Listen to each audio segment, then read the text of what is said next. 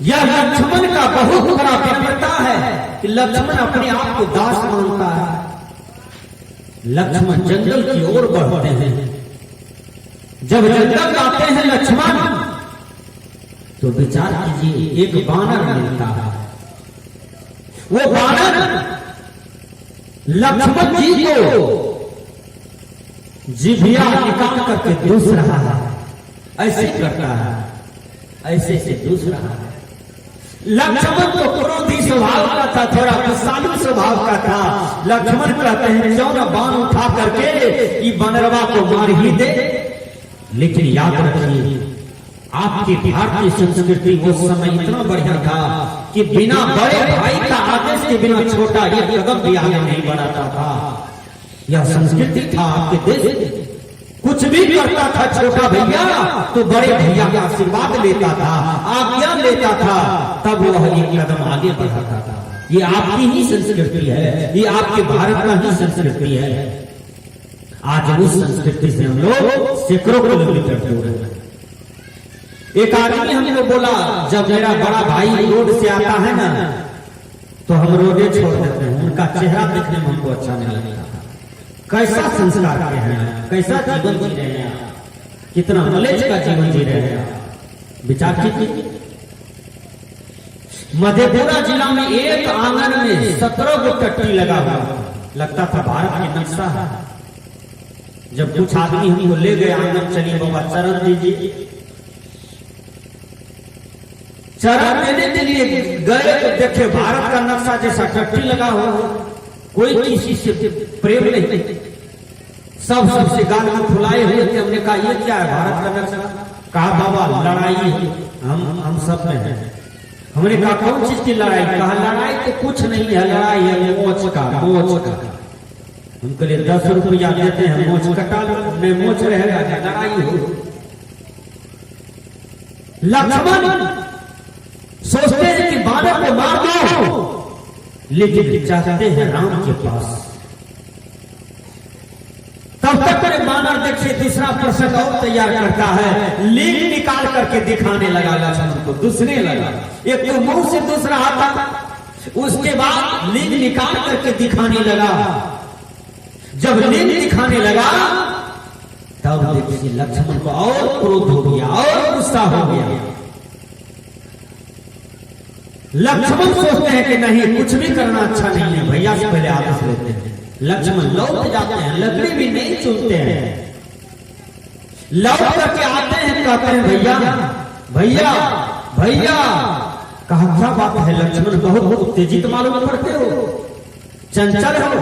कहा भैया एक बानर हमको दूसता है, जिभिया निकाल करके दूस रहा है, लीक दिखाता है, डोला डोला करके दिखाता है। भैया बोलिए हम तब हैं देखने में, ऐसा कौन गुण कला मेरे पास नहीं है जो पृथ्वी के सभी मनुष्य हमको अद्भुत मानते हैं। ये बानर हमको दूस रहा है, भैया बानर का हम वध करेंगे। देखिए राम जी क्या कहते हैं लक्ष्मण, नहीं भैया नहीं छोटे भैया गलती मत करो। कहा क्यों? का बानर तुमको दूसता नहीं है, बानर तुमको शिक्षा दे रहा है। का शिक्षा दे रहा है? कहा का बानर तुमको कहता है जो अपने जिह्वा को कंट्रोल कर लेगा, इंद्रिय को कंट्रोल कर लेगा, वह समुच्चय दुनिया में पूज्य हो जाएगा, वह परम सुख को प्राप्त करेगा, वो परमानंद को प्राप्त कर लेगा। जो ये दो चीज को बस में कर लेगा, जिह्वा को और इंद्रिय को, बानर तुमको संकेत कर रहा है, शिक्षा दे रहा है, इसलिए बानर से तुम उत्तेजित मत हो, उनसे तुम शिक्षा ले लो। विनोबा जी रास्ते से जा रहे हैं, बिल्ली लेटरिंग करती है, बिल्ली। विनोबा जी बिल्ली को देख ली, विनोबा जी ठहर गए। बिल्ली पहले गड्ढा खोदती है, देखिए बिल्ली गड्ढा आधा हाथ खोदती है, तब उसमें लेटरिंग करती है, अब फिर मट्टी से वो गड्ढा को भरती है, तब नाक से बिल्ली सूंघती है, कहीं गंध तो नहीं आ रही है, गंध तो नहीं आ रही है। बिल्ली कौन सा कॉलेज में पढ़ा है? बोलिए कौन हाई स्कूल गई है बिल्ली? कौन क्लास में एडमिशन लिया था बिल्ली? बिल्ली प्रदूषण नहीं फैलाना चाहता है। ये मनुष्य इतना बिल्ली से भी गिरा हुआ है, बिल्ली प्रदूषण तैयार नहीं करना चाहता है। ये मनुष्य इतना गिरा हुआ है कि घर के बगल में लेटरिन करके घिनाए हुए हैं। आने वाले लोग मोटरसाइकिल से जा रहा है, नाक में धूरा के द्वारा, बालू के द्वारा, धूलकण के द्वारा नाक में, आंख में, मुंह में, कहीं हाथी आ गया वहीं पर तो उसमें मुंह में पैखाना जा रहा है। विचार कीजिए, इसलिए आज सैकड़ों प्रकार की बीमारी समाज में आ गई। ये बहुत बड़ी गंदगी है। रोड पर लेटरिन कर देना, रोड पर मैदान कर देना, रोड पर पैखाना कर देना, जो करते हो समझो कि वह समाज को गंदा करते हो, परिवार को गंदा करते हो, देश को गंदा करते हो। लेटरिन रखने का चीज है लेटरिन रूम में, लेटरिन रखने का चीज है जंगल झाड़ में, दूर में, जहां मानव समाज नहीं है। और लोग घर के बगल में प्रदूषण फैला रहा है, घर के बगल में मैला फैला रहा है, घर के बगल में कीचड़ फैला रहा है, घर के बगल में बीमारियां तैयार कर रहा है। बिल्ली इससे मनुष्य से बढ़िया बिलाल है, वो प्रदूषण तैयार नहीं करना चाहती है। मनुष्य गलत प्रदूषण तैयार कर रहा है। विचार कीजिए, आज बैल के नाद में, गौ की नाद में कुट्टी पानी लगा दीजिए, वो भर पेट खा लेते हैं, खा लेते हैं ना। ये चना माछ गिरा दीजिए, बैल खाएगा, गाय खाएगी। क्यों? कबीरपंथी बनी है कि नहीं? बाबा का विचार लिया है कि पलटू साहब से कंठी लिया है। अरे बिल्ली, गाय, बैल मांसाहारी प्राणी नहीं है, मांस महत्ता है। या मनुष्य को खाने के लिए सेब, अंगूर, किशमिश, छोला, बेदाना, मनक्का, सेब, चावल, गेहूं, मकई, खेसारी, मूंग, मटर, इसको छोड़ करके ये मछली खाने के लिए जाता है। जो मछली पैखाना खाती है, नेटा खाती है, ठेकाश खाती है, कौन खा लेती है, और वो मछली को ये मनुष्य खा लेता है सुंदर मुंह में। विचार करना चाहिए, यही ध्यान है, इसको बाहरी ध्यान करने से पहले आपका आहार ठीक हो। आहार बहुत मायने रखता है। आहार कंट्रोल हो, खान पान ठीक हो, अन्न आहार ठीक हो, तब आपका ध्यान बनेगा, तब आपका ध्यान सही होगा। अब विचार कीजिए, बहुत से आदमी को देखिएगा, बहुत खाते हैं, पानी कम पीते हैं, पाचन क्रिया खराब हो जाएगा। याद कर लीजिए, पानी ज्यादा पीजिए, अन्न कम खाइए, फल का सेवन कीजिए। बहुत कमाते हैं, फल का सेवन कीजिए। बहुत काम करके पैसा उपार्जन करते हैं, तो गाय पोसिए, 2 ठो, 3 ठो, 4 ठो दूध खाइए, छाली खाइए, दही खाइए, छेना खाइए। देखिए आपके शरीर में कमजोरी नहीं रहे। मनुष्य जीना नहीं जानता, इसलिए गड़बड़ियां है ना। जीने के लिए जानना चाहिए। रोटी खाइए खूब। अब विचार कीजिए, रोटी मछली खा रहे हैं, रोटी मांस खा रहे हैं, रोटी पर दारू पी रहे हैं, रोटी पर शराब पी रहे हैं। लंका में जब विपत्ति आई ना, तो रावण जगाते हैं कुंभकर्ण जी महाराज को। कुंभकर्ण दानव वृद्धि का था, दानव का बेटा था, लेकिन बुद्धि बहुत बढ़िया था कुंभकर्ण का था। रावण का भी बुद्धि बढ़िया था, लेकिन रावण को अहंकार जब हो गया ना, तब बुद्धि खराब हो गया। ये समाज में जो भी अहंकारी आदमी है ना, देखिएगा उसका बुद्धि खराब होता है, दशा खराब होता है। अपने से ही दृष्टि सबको देखता है, निजी दृष्टि सबको देखता है। यही अहंकारियों की पहचान है। कुंभकर्ण को जगाया, कुंभकर्ण जगता है। नींद पूरा नहीं हुआ, ढोल बजाया, हाथी चढ़ाया कुंभकर्ण के देह पर, लेकिन कुंभकर्ण नहीं जगा। जब नाक में गुगुल दिया, बहुत धुआं दिया, तब कुंभकर्ण का नींद टूटा। जब कुंभकर्ण जगता है तो रावण से पूछते हैं क्या बात है भैया? कहा दो वनवासी छोकरा राम और लक्ष्मण अयोध्या से आया है, लंका का एक योद्धा को मारता है, मार करके खत्म कर दिया, धराशाही कर दिया। अरे कुंभकर्ण, तुम्हारे शक्ति के आगे इनका शक्ति काम नहीं करेगा, इसलिए हम तुमको जगाए हैं, समय पर जगाए हैं। तुम जाकर के ये वनवासी दोनों छोकरा से युद्ध करो और उस पर विजय प्राप्त करो। देखिए रावण का भाषा कितना खराब है। वनवासी छोकरा कहते हैं राम को, लक्ष्मण को। देखिए रामायण कितना आप बोलते हैं रावण। सदगुरु कबीर ने कहा आपा तजे हरि भजे नक्सित तजे विकार, सब जीवन से निर्भय रहे साधु होता है अहंकार को छोड़ो हरि को भजो। नभ से सिर तक जो विकार है उस सारे विकारों का त्याग करो, सही ध्यान करो, सही साधन करो, इससे आपका कल्याण होगा। ये कबीर साहब है। कुंभकर्ण कहते हैं भैया आपसे एक क्वेश्चन है, आप वनवासी राम से क्यों लड़ते हैं, क्यों झगड़ते हैं? कहा उसकी पत्नी जो सीता है उसको अपहरण करके हम लाए हैं लंका। कहा भैया ये तो आप भूल कर दिए, सीता साक्षात जगदम्बा मां है, लक्ष्मी है, और आप उसको लंका लाए। सीता की आंख से जितना आंसू गिरेगा उतना योद्धा मारा जाए। सीता का श्राप है, पतिव्रता नारी है, लंका उजड़ जाएगा। भैया आप सीता को लौटा दीजिए, मैं आपसे हाथ जोड़ करके कह रहा हूं भैया आप सीता को लौटा दीजिए, क्योंकि ब्रह्मा जी ने कहा था कि जब लंका का विनाश का समय आएगा तो इसी लंका में एक सती नारी आएगी जो श्राप देगा और लंका का विनाश हो जाएगा। भैया शायद वही सीता है जो इस समय आपने अपहरण करके लाया और वो सीता रो रही है पति के वियोग में। आप जितना आंसू गिरेगा उतना लोग यहाँ मरेंगे, वहां इतना विनाश होगा। भैया सीता को लौटा दीजिए। आज भी जो सती नारी को दुख देते हो, चाहे वो आपकी भाभी हो, पत्नी हो, माँ हो, बहन हो, बेटी हो, सती नारी को दुख देने वाला जो भी पुरुष है, जो भी लोग हैं, विचार करना तुम्हें कभी भला नहीं होगा।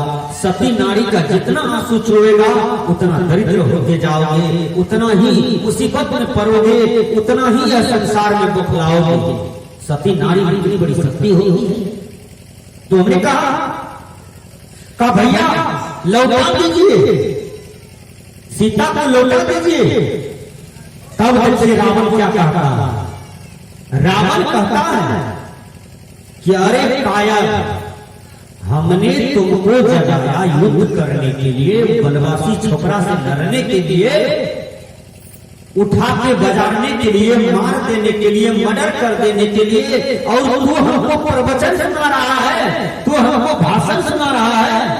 अरे जाओ जाओ यहां से निकलो, हम समझ गए तुम भी कायर हो, तुम डर गए। ये रावण का युद्ध है, रावण डरेगा। तब कुंभकर्ण कहते हैं भैया आपकी मति मारी गई है। भैया अच्छी बात आपको अच्छा नहीं लगता है, भैया कल्याणकारी बात आपको अच्छा नहीं लगता है, भैया बात मान लीजिए। है भैया आपका सूर गड़बड़ हो गया है मति का, मेरी बात मान लीजिए। वो सीता को साधारण नारी आप मानते हैं ना, वो साक्षात माता जगदम्बा है। आपने बहुत बड़ा गलती किया है भैया। आप माता जगदम्बा को चरण पकड़ लीजिए, राम को चरण पकड़ लीजिए, इसी में लंका की भलाई होगी। भैया आप सती माता सीता नारी को लौटा दीजिए। लेकिन रावण कहते हैं नहीं, वो दशरथ का बेटा वनवासी छोकरा, उसकी पत्नी को हम लौटा दें, ये नहीं हो सकता।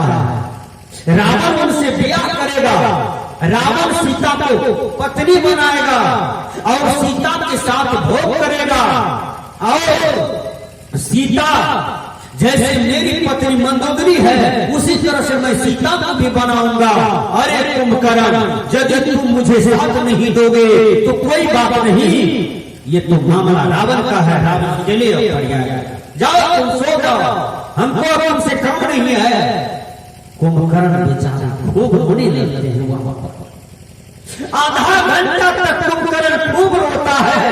रावण चले गए अपने रूम में और कुंभकर्ण रोते रोते पछताते पछताते अंतिम निवेदन करने जाता है। क्या कहते हैं? भैया मैं तो युद्ध करूंगा रावण से, क्योंकि आप मेरे बड़े भाई हैं, आपका आशीर्वाद है, आपका आज्ञा है, तो मैं पालन करूंगा। लेकिन एक बात सुन लीजिए भैया। कहा क्या? राम साक्षात भगवान विष्णु का अवतार है और लक्ष्मण शेषनाग का अवतार है। भैया इस पृथ्वी पर पाप का बोझ हो गया है। ये राम और लक्ष्मण जिसको आप वनवासी कहते हैं ना, ये असुरों को विनाश करने के लिए आया है, धर्म को स्थापित करने के लिए आया है, साधु पुरुषों को उद्धार करने के लिए आया है, सत्संग को स्थापित करने के लिए आया है, धर्म कर्म को बढ़ावा करने के लिए आया है। भैया यदि युद्ध में मैं मारा चला गया तो आप सीता को लेकर के राम के चरण में जाइएगा, राम को पैर पकड़ करके माफी मांग लीजिएगा। मेरे मरने के बाद, क्योंकि जब मैं मर गया तो राम को कोई नहीं मार सकता, लक्ष्मण को कोई नहीं मार पाएगा। ये बात वही याद कर लीजिए भैया, आप भी नहीं मार पाइएगा। यदि मैं वीर गति को प्राप्त कर लिया तो आप सीता मां को लेकर के जाइएगा, राम क्षमा कर देगा आपको। राम क्षमाशील पुरुष है। कबीर साहब ने कहा, जहां दया तहां धर्म है, जहां लोभ तहां पाप, जहां क्रोध तहां काल है, जहां क्षमा तहां आप। गुरुवर कबीर कहते हैं, जिसके हृदय में दया है, कहा उसी के हृदय में धर्म है। जिसके हृदय में क्रोध है, कहा वही काल है। जिसके हृदय में लोभ है, कहा वही पापी हो जाता है, वही पाप करने लगता है। कहा जिसके हृदय में क्षमा है, कहा वही पर परमात्मा का विराजमान है, उसी हृदय में भगवान का विराजमान है, उसी हृदय में गुरु महाराज का विराजमान है, उसी हृदय में परम पुरुष अविनाशी का विराजमान है। विचार कीजिएगा।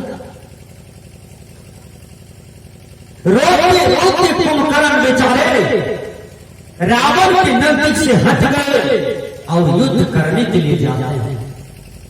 और जब करके युद्ध किया, हंसते हंसते युद्ध किया, क्योंकि कुंभकर्ण जानता था कि हम तो मारे ही जाएंगे, हम तो लौट के अब लंका का मुंह नहीं देखेंगे, हम तो मरेंगे ही। लेकिन हंसते हंसते युद्ध किया। विचार कीजिएगा। और भगवान राम के हाथों से वीरगति प्राप्त हो गया। जब कुंभकर्ण मारा चला गया, तब पर भी अहंकारी रावण का बुद्धि ठीक नहीं होता है। देखिए यही अहंकार का परिणाम है। जो विद्यार्थी अहंकारी होगा वो मास्टर, डॉक्टर, कलेक्टर, इंजीनियर नहीं बन सकेगा। विचार कीजिएगा। विद्यार्थी तो विनम्र होना चाहिए, शिष्टाचार में रत होना चाहिए। विद्यार्थी शाम सुबह माता पिता को प्रणाम करे, दादा दादी को प्रणाम करे। परीक्षा देने के लिए जाते हो तो सबको प्रणाम करके जाओ। और जिस कॉपी पर लिखते हो कॉपी को प्रणाम करो, कलम को प्रणाम करो। और अपनी विद्या को जो धारण किए हो उस विद्या को प्रणाम करो। कलम चलाओ, देखो वो विद्यार्थी सफल हो जाएगा। लेकिन विद्यार्थी के जीवन में लघुता होनी चाहिए, विद्यार्थी के जीवन में विनम्रता होनी चाहिए, शिष्टाचार होनी चाहिए। विचार कीजिए। आज बीए किया हुआ लड़का प्रणाम करने के लिए नहीं जाता है, साहेब बंदगी करना नहीं जानता है, जय गुरु करना नहीं जानता है, ओम नमः शिवाय बोलना नहीं जानता है। आज हमारे देश के युवा को देखिए, कान में हमेशा मोबाइल सटाए हुए हैं, हर दिन व्हाट्सएप पर बने रहते हैं, फेसबुक पर बने रहते हैं, यूट्यूब पर बने रहते हैं। कोई कोई लड़का तो बोलो पिक्चर भी निकाल करके देखते हैं। और जब इसका मन ठीक नहीं है, इंद्रियां ठीक नहीं है, तो वही लड़का 4 बरस के बच्चिया को पकड़ करके बलात्कार करके बंसवाड़ी में जान मार के फेंक देता है। यही तो बाहरी ध्यान नहीं बनने का परिणाम। आप आपके अखबार में खून देखिए, आपके अखबार के बलात्कार देखिए, आपके पेपर में नरसंहार देखिए, ये सब कौन करता है? ये सब मनुष्य कर रहा है। आदमी के शहर में खो गया है आदमी, आदमी को मार कर घर भर रहा है आदमी, आदमी ही मरता है मार रहा है आदमी, आदमी के शहर में मैं ढूंढ रहा हूँ आदमी, आदमी के शहर में खो गया है आदमी। बेचारा शुक्रा 12 बजे दिन में लालटेन जलाते हैं, आदमी को खोजते हैं। एक आदमी कहते हैं भैया आप दिन में लालटेन जलाए हैं क्यों? कहा मैं आदमी को ढूंढता। कहा हम लोग गधे के बच्चा है, हम लोग गधा के बच्चा है कि गाय के बच्चा है, हम लोग आदमी न है। कहा आदमी हो, आदमी के फोड़ में हो, लेकिन आदमी हो नहीं। कहा जो आदमी होगा उसके अंदर दया होगा, क्षमा होगा, सत्य होगा, शील होगा, विचार होगा, विवेक होगा।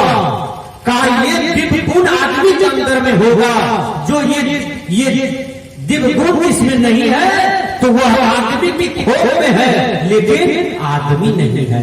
जो आदमी होगा वो आदमीयता में होगा, यही आदमी की पहचान है। आदमी का देश आदमी थोड़ा होता है, आदमी वाला कर्म होना चाहिए तब वो आदमी हो जाता है। विचार कीजिए तो हमें बाहर ध्यान ठीक हो हमारा, तब हमारा अंतर का ध्यान ठीक होता है। अंतर का ध्यान क्या है? आप बैठने के लिए जानिए, बहुत आदमी बैठना नहीं जानता है, बैठ नहीं पाता है। बहुत आदमी को देखिए भर भर दिन ताश खेलता है, बड़बड़ बोलता है, भर भर दिन पान खाता है, भर भर दिन दारू पिए हुए रहते हैं, संसार टोला में पड़े रहते हैं, नीच से नीच बुद्धि से मारी हुई लोगों का संगति करते हैं, जिसका कपड़ा गंदा है, घर गंदा है, आसन वासन गंदा है, मुंह गंदा है, 17 दिन पर कभी दतमन करता है, ऐसे ऐसे कुसंस्कारियों से संगति करता है। विचार कीजिएगा आपका भी सब कुछ गड़बड़ा जाएगा। आप संगति करते हैं तो पवित्र आदमी का संगति करें, जिनका कपड़ा सुंदर है, कपड़ा साफ है, दांत साफ है, नाक साफ है, कान साफ है,